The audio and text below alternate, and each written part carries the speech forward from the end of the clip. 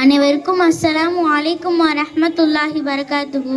சலாம் சொல்வதின் ஒழுக்கத்தை பற்றி நான் இங்கு பேச வந்திருக்கின்றேன்.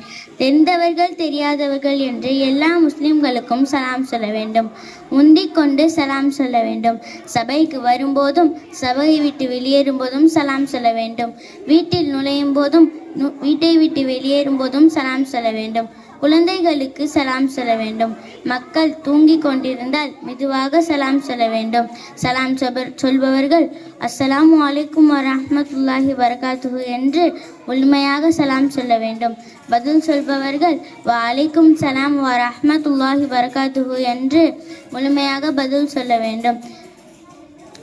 மக்கள் தூங்கிக் கொண்டிருந்தால் மெதுவாக சலாம் சொல்ல வேண்டும். சபைக்கு வரும்போதும் சபையை விட்டு வெளியேறும் போதும் சலாம் சொல்ல வேண்டும். யாராவது சலாம் சொல்லி அனுப்பினால் அலைக்க வாலைஹி சலாம் என்று பதில் சொல்ல வேண்டும். இப்போ உங்களுக்கு நான் சலாம் சொல்றேன், எல்லாரும் சேர்ந்து சத்தமா சலாம் சொல்லுங்க. அனைவருக்கும் அஸ்ஸலாமு அலைக்கும் வரஹ்மத்துல்லாஹி வரகாத்துஹு.